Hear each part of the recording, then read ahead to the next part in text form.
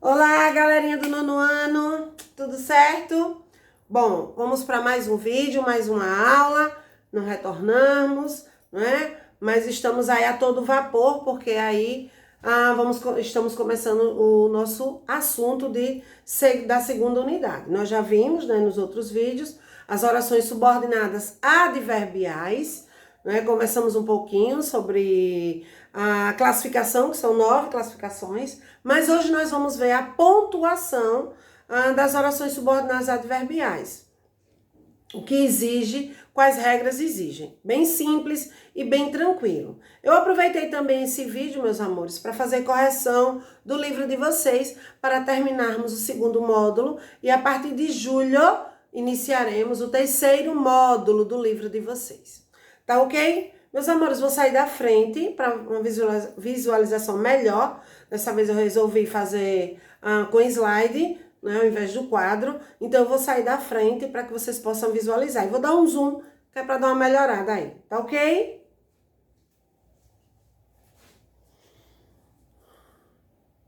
Então, vou dar um zoom aí, para ver se melhora um pouquinho. Então, bora lá? Bom, pontuação nas orações subordinadas adverbiais. Simples, viu? Para separar orações subordinadas adverbiais, sobretudo quando antepostas à principal. Lembrem-se, as orações subordinadas, tanto substantiva, adjetiva ou adverbiais, tem a oração principal e a oração que é subordinada a ela, ou seja, aquela que depende da oração principal para manter uma relação no período. Então, quando anteposta à principal e, de modo geral, para separar as orações subordinadas quando estão deslocadas ou intercaladas. O que quer dizer isso? Veja lá. Embora vivesse no interior, conhecia a agitação dos centros urbanos. Vamos pelas coresinhas, tá certo? Embora vivesse no interior, é a subordinada adverbial concessiva, mas ela é a subordinada adverbial, porque lá no início eu tenho a palavra embora. Embora é a conjunção subordinativa, ok? Não esqueça das conjunções. Vamos trabalhar com a pontuação, que é a vírgula. Então, já que ela está anteposta, lembra a regra que diz que ela está anteposta à oração principal. Então, deve-se usar a vírgula. Olha a oração principal de verde. Conhecia a agitação dos centros urbanos. Essa é a oração principal. Então, o que é que acontece? Aí, olha outro exemplo. Como estava chovendo muito, resolvemos adiar a viagem. Eu tenho como minha conjunção subordinativa e tenho minha oração principal que está de verdinho. Então, a de amarela é a adverbial, causal, certo? E a de verde é a oração principal. Como ela está anteposta, vírgula nela. Contudo, se a oração subordinada vier depois da principal, a vírgula pode ser dispensada, ou seja, ela pode ser facultativa. Eu utilizo se eu achar necessário, se eu quiser. Facultativa, então ela pode ser dispensada caso ocorra depois, quando ela for posposta. Estudou bastante. Aí eu botei uma barrinha, né? Para que pudesse obter um bom resultado nas avaliações. Esse para que é a minha conjunção subordinativa. Então, da partezinha amarela, eu tenho a minha subordinada adverbial. Então, estudou bastante é a minha oração principal. Então, eu uso vírgula ou não. Vai depender somente se eu quero ou não usar. Então, eu posso botar vírgula ou não, porque ela é facultativa. Quando ela vem depois, né, da oração principal. Compreenderam aí? Vamos para a nossa correção bem simples, né? Só repetindo. Quando for anteposta, eu utilizo a vírgula. Quando for pós-posta, fica facultativo. Isso nas orações subordinadas adverbiais.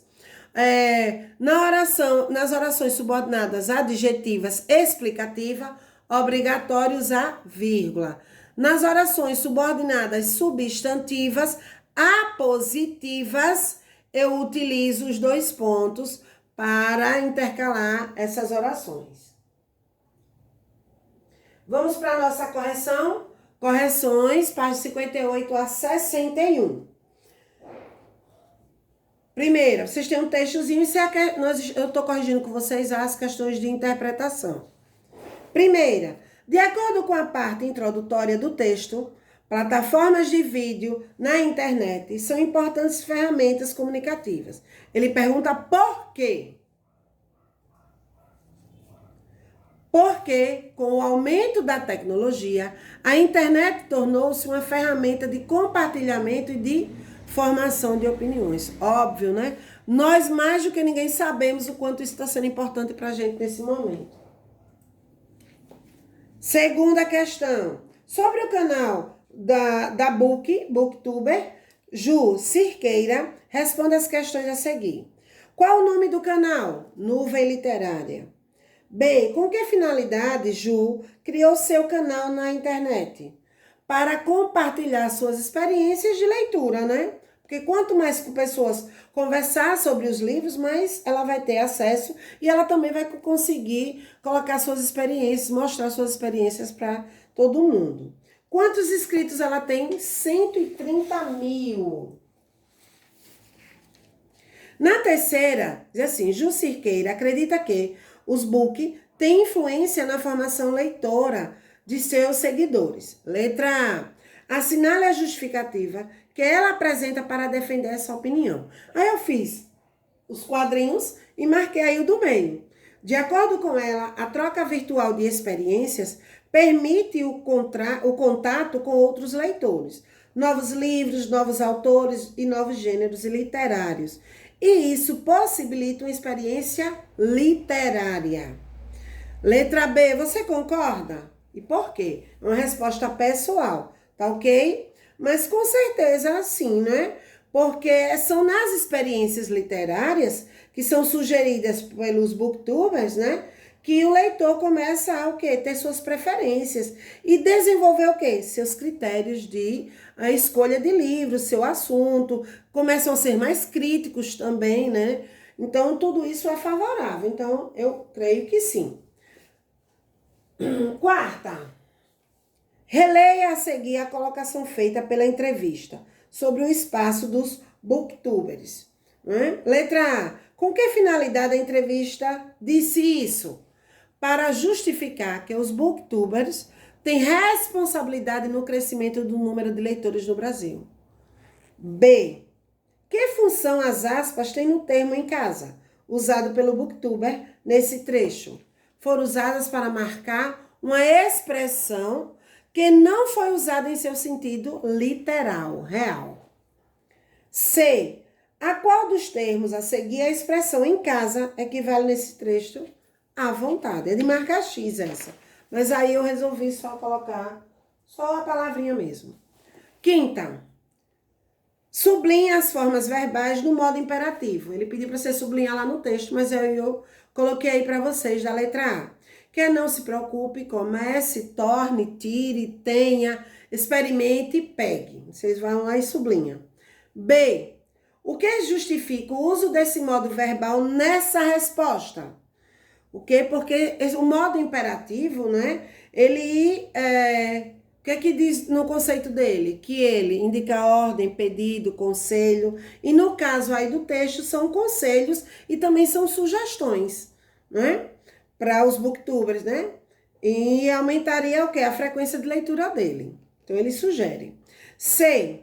Analise o registro utilizado pela entrevistada nessa resposta e cite algumas evidências de informalidade, informal, né? Então, eu coloquei aí, de primeira, um pouquinho, não deixar o hábito morrer e matar um tempinho. São expressões coloquiais.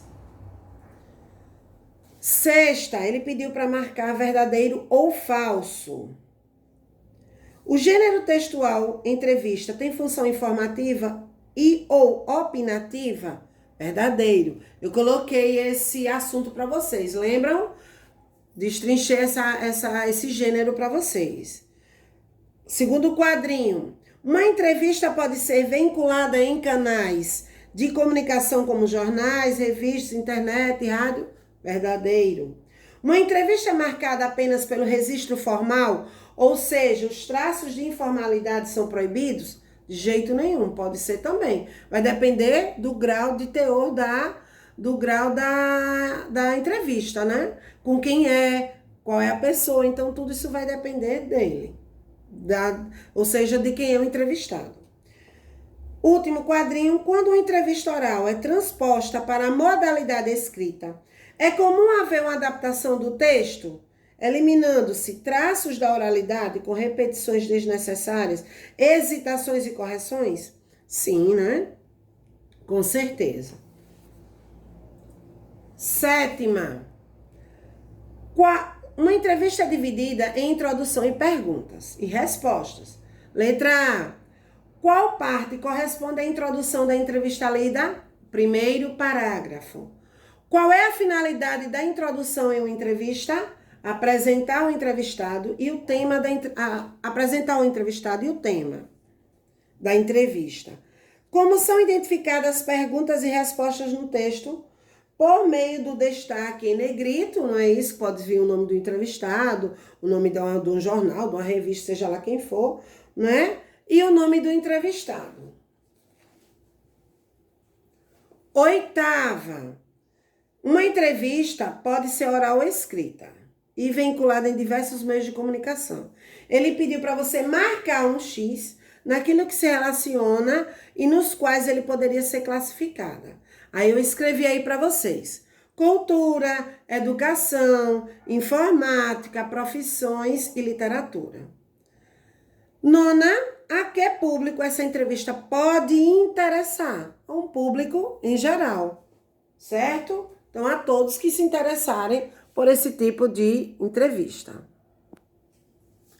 Ok, meu povo?